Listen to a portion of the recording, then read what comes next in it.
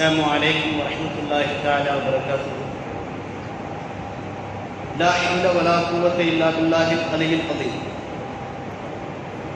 أعوذ بالله من الشيطان الرجيم. بسم الله الرحمن الرحيم. إن الله وملائكته يصلون على النبي يا أيها الذين آمنوا صلوا عليه وسلموا تسليما. اللهم صل على سيدنا نبينا مولانا محمد صلى الله عليه وسلم وآله وصحبه أجمعين. அம்மாபாத். அளவற்ற அருளாளனும் நிகரற்ற அன்புடையனுமாகிய எல்லாம் வல்ல அல்லாஹ் சுப்ஹானஹு வ தஆலாவை போற்றி புகழ்ந்தவனாக, சாந்தியும் சமாதானமும் சர்தாரே மதீனா முஹம்மது நபி ஸல்லல்லாஹு அலைஹி வஸல்லம் அவர்கள் மீதும், அவர்களுடைய பரிசுத்தமான குடும்பத்தார்கள், அவர்களை பின்பற்றி வாழ்ந்த சஹாபா பெருமக்கள், தாபீன்கள், தபஅத் தாபீன்கள், மார்க்க பெரியார்கள், ஷேகுமார்கள், நல்லவர்கள், நாதாக்கள், சுஹதாக்கள், சாலிஹீன்கள், முத்தகீன்கள், குறிப்பாக உலகின் கடைசி நிலை முஸ்லிமின் வரை அல்லாஹ் ஜல்ல ஷஅனஹு வ தஆலாவின் கருணை மலை வற்றாது பொழியட்டுமாக என்று பிரார்த்தனை செய்தவனாக ஆரம்பம் செய்கிறேன். அல்லாஹ்வின் தூதர் ஸல்லல்லாஹு அலைஹி வஸல்லம் அவர்களுடைய வாழ்க்கையிலிருந்து தனி மனித ஒழுக்கம் எங்கிருந்து துவங்க வேண்டும் என்பது குறித்தும், நாட்டில் நம்முடைய குடும்பத்தில் நடக்கக்கூடிய பல்வேறு பிரச்சனைகளுக்கு பிரதான காரணிகளாக பெற்றோர்களை மையப்படுத்தியது குறித்தும், அதனைத் தொடர்ந்து பெற்றோர்கள் தம்முடைய பிள்ளைகளோடு எப்படிப்பட்ட உறவுகளை மேற்கொள்ள வேண்டும், எப்படிப்பட்ட கண்காணிப்பை மேற்கொள்ள வேண்டும், எப்படிப்பட்ட கவனத்தை நாம் மேற்கொள்ள வேண்டும் என்பதையும் அல்லாஹ்வின் தூதர் ஸல்லல்லாஹு அலைஹி வஸல்லம் உடைய வாழ்க்கையிலிருந்து நாம் பார்த்து கொண்டே வந்தோம். நாம நம்முடைய பிள்ளைகளை கண்டிக்கிறன்னு சொன்னாக்கா, பருவ வயதை அடைந்த பிறகு யார் யாரோ கண்டிப்பதை நாம் வேடிக்கை பார்க்கக்கூடிய ஒரு சூழ்நிலையை நாம் உருவாக்கி விடக்கூடாது. கவனமாக இருக்கும். அதனால தவறுகள் செய்கின்ற பொழுது சரியான முறையில் கண்டிப்பதும், அல்லது அவர்கள் எந்த துறை நோக்கி எங்கு இருந்து அவர்கள் தவறு செய்கிறார்களோ அந்த இடத்தினுடைய பாதுகாவலர்கள், பள்ளிக்கூடத்தில் ஏதேனும் தவறுகள் என்றால் ஆசிரியர்களிடத்திலேயோ அல்லது முதல்வரிடத்திலேயோ, கல்லூரிகளில் ஏதேனும் தவறுகள் செய்திருக்கிறார்கள் என்றால் அவர்களுக்கு நாம் முழு சுதந்திரத்தை கொடுத்து விட வேண்டும். ஆசிரியர்களுக்கும் கல்லூரி முதல்வர் அவர்களுக்கும். நம்முடைய குடும்பங்களில் ஏதேனும் பிரச்சனைகளை அவர்கள் உண்டு பண்ணிவிட்டால் நாம் பொறுப்பை எடுத்துக்கொள்ள வேண்டும். அல்லது நம்முடைய பெரியவர்கள், குடும்பத்தில் யார் பெரியவர்களாக இருக்கிறார்களோ அவர்களிடத்தில் பொறுப்பை கொடுத்து கண்டிப்பதற்குண்டான வழிமுறைகள் என்னவெல்லாம் இருக்கின்றதோ அவர்களை நாம் கவனத்தில் கொள்ள வேண்டும். அடுத்ததாக, ஒரு சிறுவன் அல்லது சிறுமியினுடைய ஒழுக்கம் குறித்து நாம் பார்த்துவிட்ட பிறகு, அல்லாஹ்வின் தூதர் ஸல்லல்லாஹு அலைஹி வஸல்லம் அவர்கள் ஒரு தனி மனிதராக சமூகத்திற்கு ஒரு தனி மனிதன் எப்படிப்பட்ட பங்களிப்பை செய்ய முடியும், எப்படிப்பட்ட பங்களிப்பை செய்ய வேண்டும், அதற்கு அவன் தன்னை எப்படியெல்லாம் தகவமைத்துக் கொள்ள வேண்டும் என்பதை அல்லாஹ்வின் தூதர் ஸல்லல்லாஹு அலைஹி வஸல்லம் உடைய வாழ்க்கையிலிருந்து ஏராளமான விஷயங்கள் நமக்கு காண கிடைக்கின்றன. ஈமானையும் நல்லொழுக்கத்தையும் போதித்த பிறகு அல்லாஹ்வின் தூதர் ஸல்லல்லாஹு அலைஹி வஸல்லம் அவர்கள் தம்முடைய தோழர்களுக்கு, சமூக மக்களுக்கு, ஒட்டுமொத்தமாக அந்த பகுதி மக்களுக்கும் அவர்கள் தூண்டிக்கொண்டே இருந்த ஒரு விஷயம், கல்வியில் முன்னேற்றம் அடைய வேண்டும் என்பதை அல்லாஹ்வின் தூதர் ஸல்லல்லாஹு அலைஹி வஸல்லம் அவர்கள் வெவ்வேறு தருணங்களில் பல்வேறு விஷயங்களில் நமக்கு வலியுறுத்திக் கொண்டே இருந்திருக்கிறார்கள். அவருடைய வாழ்க்கையில் எல்லா இடங்களிலும் அது குறித்து நாம் பார்க்கின்ற பொழுது அவர்களே சொல்லி இருக்கிறார்கள். அல்லாஹ்வின் தூதர் ஸல்லல்லாஹு அலைஹி வஸல்லம் கூறிய ஒரு ஹதீஸுடைய கருத்து, நான் இந்த உலகத்திற்கு அனுப்பப்பட்டதெல்லாம் கற்றுக் கொடுப்பதற்காகத்தான், நான் ஒரு ஆசிரியராகவே இந்த உலகத்திற்கு அனுப்பப்பட்டிருக்கிறேன் என்பதாக அல்லாஹ்வின் தூதர் ஸல்லல்லாஹு அலைஹி வஸல்லம் கூறுகின்ற பொழுது, இந்த உலகத்தில் ஒரு தனி மனிதனை, ஒரு சமூகத்தை, ஒரு சமுதாயத்தை உருவாக்குவதில் ஆசிரியர்களுடைய பங்கு, அந்தந்த துறை சார்ந்த ஆசிரியருடைய பங்கு எந்த அளவுக்கு இருக்கிறது என்பதையும் நாம் கவனத்தில் கொள்ள வேண்டும். சூரத்து நம்ல் என்று சொல்லக்கூடிய எறும்பு என்ற பெயருடைய ஒரு அத்தியாயம், 27வது அத்தியாயத்தில் 19வது வசனத்தில் அல்லாஹ் ஜல்ல ஷானஹு வ தஆலா இவ்வாறு சுட்டி காட்டுகிறான். வகால ரப்பி அவ்ஸினி அன் அஷ்குர நிஅமதக அல்லதி அன்அம்த அலைய வ அலா வாலிதைய وأن أعمل صالحا ترضاه وأدخلني برحمتك في عبادك الصالحين. صدق الله العلي العظيم. சூரத் அன்-நம்ல் 27வது அத்தியாயம் 19வது வசனத்தில் அல்லாஹ் ஜல்ல ஷானஹு வ தஆலா குறிப்பிட்டு காட்டுகிறான், இறைத்தூதர் சுலைமான் அலைஹிஸ்ஸலாம் அவர்கள் இவ்வாறு பிரார்த்தனை செய்கிறார்கள். என் இறைவா, எனக்கும் என்னுடைய பெற்றோருக்கும் நீ எதையெல்லாம் அருளாக கொடுத்தாயோ அதற்கெல்லாம் நாங்கள் நன்றி செலுத்துவதற்கு எங்களுக்கு நீ உதவி செய்வாயாக. அல்லாஹ் ஏராளமான அருள்வளங்களை கொடுத்திருக்கிறான். அதை பெற்றுக்கொண்டதற்காக நன்றி செலுத்த வேண்டும் என்பதற்காக, நான் நன்றி செலுத்த வேண்டும் என்பதற்காக உண்டான உதவியும் கூட உன்னிடத்திலிருந்து நான் எதிர்பார்க்கிறேன் என்பதாக அவர்கள் பிரார்த்தனை செய்கிறார்கள். மேலும் அவர்கள் பிரார்த்தனை செய்கிறார்கள், நீ எப்படிப்பட்ட என் இறைவா, நீ எதை பொருந்திக் கொள்வாயோ அப்படிப்பட்ட நல்லறங்களை நான் செய்வதற்கு எனக்கு நீ உதவி செய்வாயாக என்பதாக அவர்கள் பிரார்த்தனை செய்கிறார்கள். மேலும் அவர்கள் பிரார்த்தனை செய்கிறார்கள், என்னை உனது கருணையினால் நல்லோர்களோடு என்னை நீ இணைத்து விடுவாயாக, உன்னுடைய நல் அடியார்களோடு என்னை நீ இணைத்து விடுவாயாக என்பதாக இறைத்தூதர் சுலைமான் அலைஹிஸ்ஸலாம் அவர்கள் பிரார்த்தனை செய்வதாக அந்த வசனம் சுட்டி காட்டுகின்றது. அது ஒரு நெடிய வரலாறு. அது நாம் ஏற்கனவே அறிந்த ஒன்றுதான். சுலைமான் அலைஹிஸ்ஸலாம் அவர்களும் அவருடைய படையினங்களும் வருகின்ற பொழுது ஒரு எறும்பு பேசக்கூடிய ஒரு செய்தி, தோழர்களே, நீங்கள் உங்களுடைய இருப்பிடங்களுக்கு சென்று விடுங்கள். சுலைமான் அலைஹிஸ்ஸலாம் அவர்களும் அவருடைய படையினரும் அவர்களை அறியாத வண்ணம் போகிற போக்கில் உங்களை நசுக்கி விடலாம், உங்களுடைய இருப்பிடங்களுக்கு சென்று விடுங்கள் என்பதாக எச்சரிக்கை செய்வதாக ஒரு தகவல் வரும் அல் குர்ஆனில். இந்த வசனத்திற்கு முந்தைய வசனங்கள், இந்த இரண்டு விஷயங்களையும் பாருங்கள். சுலைமான் அலைஹிஸ்ஸலாம் அவருடைய பிரார்த்தனை எதற்காக, எந்த சமயத்தில் பிரார்த்தனை செய்கிறார்கள் என்று சொன்னால், இந்த எறும்பு தன்னுடைய தோழர்களிடத்தில் பேசிய பிறகு அவர்கள் இந்த பிரார்த்தனை செய்கிறார்கள். எறும்பு என்ன செய்கிறது? ஒரு தலைமையில் இருக்கக்கூடிய அந்த எறும்பு தன்னுடைய சக தோழர்களை அது எச்சரிக்கை செய்கிறது. தனக்கு இருக்கக்கூடிய அறிவை பயன்படுத்தி தன்னையும் தமது சமூகத்தையும் சமுதாயத்தையும் அது பாதுகாக்கிறது, எச்சரிக்கை செய்கிறது. அதை அந்த எறும்பு செய்திருக்கிறது.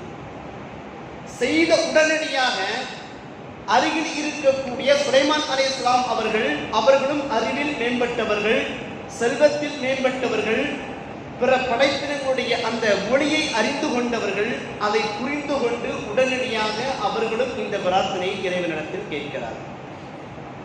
ஆக ஈமானுடன் நல் ஒழுக்கத்துடன் கூடிய கல்வி என்பது எல்லா இடத்திலும் அந்த மனிதனை பாதுகாத்துவிடும். எல்லா இடத்திலும் அவன் சார்ந்திருக்கக்கூடிய சமூகத்தை பாதுகாத்துவிடும். எல்லா இடத்திலும் அவன் யாருக்காக பணி செய்கிறானோ, உண்மையோடு பணி செய்கிறானோ, அத்தகைய பணிகளையும் பாதுகாத்துவிடும். எந்த துறையை அவன் தேர்ந்தெடுக்கிறானோ அந்த துறைக்கு ஒரு மிகச்சிறந்த ஒரு நட்சத்திரமாக அவன் ஜொலிக்கக்கூடிய வாய்ப்பு அவனுக்கு கிடைக்கும். காரணம், கல்வி இருக்கிறது, ஒழுக்கம் இருக்கிறது, ஈமான் இருக்கிறது. இது எல்லாம் ஒரு மனிதனிடத்தில் ஒன்று சேர்கின்ற பொழுது அந்த மனிதன் உன்னத நிலையை அடைந்து விடுகின்றான். அவன் சூழ்ந்திருக்கக்கூடிய, அவன் சார்ந்திருக்கக்கூடிய அந்த பணிக்கு உண்மையானவனாக, ஹக்கானவனாக அவன் ஆகிவிடுகின்றான். அல்லாஹ்வின் தூதர் ஸல்லல்லாஹு அலைஹி வஸல்லம் அவர்களும் அதை அழகான முறையில் அவருடைய வாழ்க்கையிலிருந்து எடுத்து காட்டப்படும் சொல்கிறார்கள்.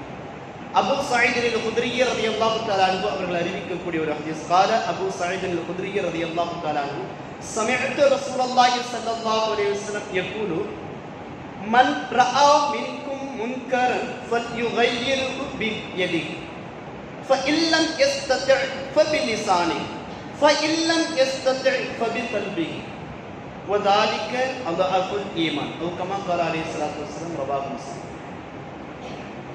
அல்லாஹ்வின் தூதர் ஸல்லல்லாஹு அலைஹி வஸல்லம் அவர்கள் கூறுகிறார்கள், உங்களில் ஒருவர் உங்களுடைய கண்களால் ஒரு அநீதியை, ஒரு அருவருக்கத்தக்க ஒரு செயலை கண்டுகொண்டார் என்று சொன்னால், பார்த்தார் என்று சொன்னால், அதை அவர் தனது கரத்தினால் தடுத்து விடட்டும்.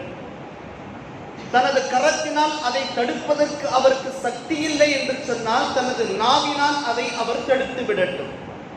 தனது நாவினாலும் அதை அவருக்கு தடுப்பதற்கு சக்தி இல்லை என்று சொன்னால் அதனை மனதால் வெறுத்து ஒதுக்கி தன்னுடைய கருத்தை அங்கு பதிவு செய்து விடட்டும்.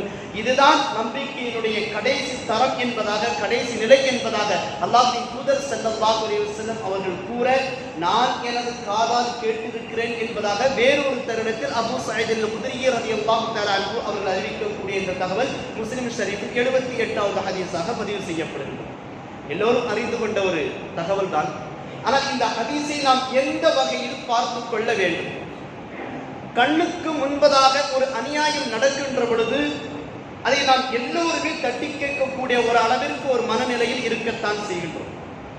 ஆனால் யோசித்து பாருங்கள், அதை தட்டி கேட்பதற்குண்டான அதிகாரம் உங்களுக்கு கிடைத்தால் எப்படி இருக்கும் என்று யோசித்து பாருங்கள். இந்த உலகத்தில், இந்த நாட்டில் இத்தகைய சூழல் நிலையில் தவறை தட்டி கேட்பதற்குண்டான அதிகாரம் யாருக்கு இருக்கிறது? காவல்துறையினர். மிக முக்கியமாக அதுதான். ஆக ஒரு மனிதன் ஒழுக்கத்தோடு ஈமானோடு காவல்துறையில் இருக்கக்கூடிய என்னென்ன கல்விகள் எல்லாம் இருக்கின்றதோ அதையெல்லாம் அவன் கற்று அந்த அந்த வழிவகைகளில் எல்லாம் அந்த துறையில் அவன் நுழைந்து விட்டான் என்று சொன்னால் ஈமானோடு ஒழுக்கத்தோடு ஒரு மனிதன் எப்படிப்பட்ட சேவையை செய்ய முடியும் என்பதை யோசித்துக் கொள்ளுங்கள். மிகவும் கவலை தோய்ந்த விஷயம், உயர்கல்வியை தாண்டி கல்லூரிக்கு செல்லக்கூடிய முஸ்லிம்கள் மிக மிக குறைவு. அத்தோடு மட்டுமில்லாமல் ரொம்ப சாதாரணமாக நினைத்துக் கொண்டிருக்கிறார்கள். கலை, அறிவியல், ஆர்ட்ஸ் அண்ட் சயின்ஸ் கல்லூரியை ரொம்ப கீழாக நினைத்துக் கொண்டிருக்கிறார்கள். உண்மையிலேயே ஒரு உன்னதமான கல்வி, எல்லாவற்றுக்கும் திறந்துவிடக்கூடிய, எல்லா விதமான வேலை வாய்ப்புகளுக்கும் மடை திறக்கக்கூடிய ஒரு கல்வி என்று சொன்னால் அதுதான். மற்ற துறைகளில் என்றால் எந்த துறை சார்ந்து படிக்கிறீர்களோ அது மட்டும்தான் கிடைக்கும். ஆனால் ஒரு கலை, அறிவியல் என்று வருகின்ற பொழுது வாழ்க்கையினுடைய எல்லா வகையிலும் உண்டான கல்விக்கு ஒரு வழிகாட்டக்கூடியதாக அந்த கல்லூரி இருக்கிறது என்பதை நாம் விளங்கிக் கொள்ள வேண்டும். இன்றைய காலகட்டத்தில் பொருள் நோக்கோடு, பொருளாதார நோக்கோடு, வியாபார நோக்கோடு கல்வி ஆக்கிவிடப்பட்டு விட்டது என்றாலும் கூட அந்தந்த துறை சார்ந்து நாம் நம்முடைய கல்வியை வளர்த்துக் கொள்கின்ற பொழுது அதற்கு பிறகாக மேலதிகமாக இருக்கக்கூடிய எல்லா விதமான ஆற்றல்களையும் நாம் பயன்படுத்திக் கொள்ள வேண்டும். அல்லாஹ்வின் தூதர் ஸல்லல்லாஹு அலைஹி வஸல்லம் அவர்கள் கூறியது போல, உங்களுக்கு அதிகாரம் இருந்தால், உங்களுக்கு ஈமான் இருந்தால், உங்களுக்கு ஒழுக்கம் இருந்தால், அத்தோடு கூடிய உங்களுக்கு அதிகாரம் கொடுக்கப்பட்டது என்று சொன்னால், ஒரு தவறை தடுப்பதற்குண்டான அதிகாரம் கொடுக்கப்பட்டது என்று சொன்னால், எவ்வளவு பெரிய உண்மையான, எவ்வளவு பெரிய சுன்னத்தை தனது தொழிலாக அவர் ஆக்கிக் கொள்ள முடியும் என்று பார்த்துக் கொள்ளுங்கள். அடுத்ததாக அல்லாஹ்வின் தூதர் ஸல்லல்லாஹு அலைஹி வஸல்லம் சுட்டிக்காட்டக்கூடிய ஒரு ஹதீஸ், அந்த ஹதீஸையும் அவருக்கு அது முடியவில்லை என்று சொன்னால் தன்னுடைய நாவினால் அதை அவர் தடுத்துக் கொள்ளட்டும். நாவினால் என்பது அதை செய்யாதப்பா, இதை செய்யாதப்பா என்று சாதாரணமாக சொல்லிவிடுகின்றோம். ஒரு மிகப்பெரிய தவறுகள் நடக்கின்ற பொழுது நாவினால் தடுக்கக்கூடிய அளவிற்குண்டான சக்தி என்பது நீதித்துறை தவிர்த்து வேறு எதிலும் கிடையாது. நாம் அறிந்த ஒன்றுதான். பெரும் பெரும் பிரச்சனைகளுக்கெல்லாம் நாம் அந்த துறை சார்ந்த வக்கீல்களைத்தான் நாம் அணுகக்கூடிய ஒரு சூழ்நிலை இப்பொழுது இருக்கின்ற பொழுது, நீதித்துறையில் என்னென்ன கல்விகள் எல்லாம் இருக்கின்றதோ அதையெல்லாம் ஒரு மனிதன் அணுகிக் கொள்கின்ற பொழுது அந்த கல்வியை கற்றுக்கொண்டதோடு மட்டுமில்லாமல் அவனிடத்தில் மேலதிகமாக ஒழுக்கமும் ஈமானும் இருந்துவிட்டால் அவன் தான் இருக்கக்கூடிய சமூகத்திற்கும் சமுதாயத்திற்கும் எந்த பணியை அவன் மேற்கொண்டிருக்கிறானோ அந்த பணிக்கு உண்மையாளனாக இருப்பான் என்பதில் எந்த விதமான சந்தேகமும் கிடையாது. அல்லாஹ்வின் தூதர் ஸல்லல்லாஹு அலைஹி வஸல்லம் சுட்டிக்காட்டுகிறார். இந்த ஹதீஸை தொடர்ந்து வேறு சில ஹதீஸ்களும் இருக்கின்றது. நான் விஷயத்தை மட்டும் சொல்லிவிடுகிறேன். மேலதிகமாக இது அல்லாமல் போக்குவரத்து துறையில் எப்பேற்பட்ட கல்வி ஞானம் இருக்கிறது என்பதை நாம் அறிந்து கொள்ளக்கூடிய ஒன்று. அதனைத் தொடர்ந்து நெடுஞ்சாலை துறையாக இருக்கட்டும், குடிநீர் வடிகால் வாரிய துறையில் இருக்கட்டும், அதனைத் தொடர்ந்து மின்சாரத்துறையில் இருக்கட்டும், உணவுத்துறையாக இருக்கட்டும், உணவை பதப்படுத்துதோ அல்லது உணவினுடைய தரம் குறித்து படிக்கக்கூடிய அந்த கல்வியாக இருக்கட்டும், அரசில் இருக்கக்கூடிய எல்லா துறைகளிலும் ஒரு மனிதன் தான் கற்றுக்கொண்ட அந்த கல்வியோடு ஒழுக்கமும் ஈமானும் அவனிடத்தில் இருந்துவிட்டது என்று சொன்னால், அல்லாஹ்வின் தூதர் ஸல்லல்லாஹு அலைஹி வஸல்லம் அவர்கள் கூறியது போல தான் கண் முன்னால் பார்க்கக்கூடிய ஒரு அருவருக்கத்தக்க, ஒரு மானக்கேடான, ஒரு மோசமான ஒரு காரியத்தை தன்னுடைய அதிகாரத்தின் மூலமாக அந்த மனிதனால் தடுத்துக் கொள்ள முடியும். அது எந்த துறையாக இருக்கட்டும். அதற்கு தனி மனிதனுடைய அடுத்த கட்ட நிலைப்பாடு என்னவென்று சொன்னால் அவன் கல்வியில் தன்னை மேம்படுத்திக் கொள்ள வேண்டும்.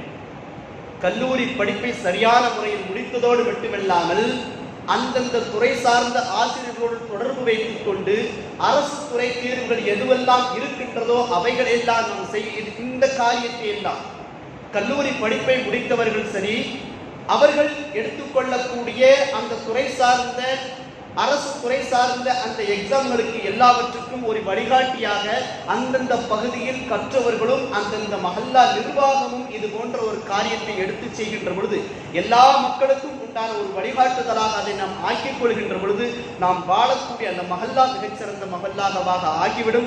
அல்லாஹ் ஜல்ல ஷானஹு வ தஆலா நாம் அல்லாஹ்வின் தூதர் ஸல்லல்லாஹு அலைஹி வஸல்லம் நமக்கு கற்றுக் கொடுத்திருக்கக்கூடிய அந்த வழிமுறைகளை சரியான முறையில் பின்பற்றி அல்லாஹ்வின் தூதர் ஸல்லல்லாஹு அலைஹி வஸல்லம் அவர்களுடைய அன்பையும் அல்லாஹ்வின் அந்த வகுப்பை பெற்றுக் கொள்ளக்கூடிய நன்மக்களாக நம் அனைவரையும் ஆக்கி அருள் புரிவானாக. வ ஆகிரு தஅவானா அல்ஹம்துலில்லாஹி ரப்பில் ஆலமீன். அஸ்ஸலாமு அலைக்கும் வரஹ்மத்துல்லாஹி தஆலா வ பரகாத்துஹு.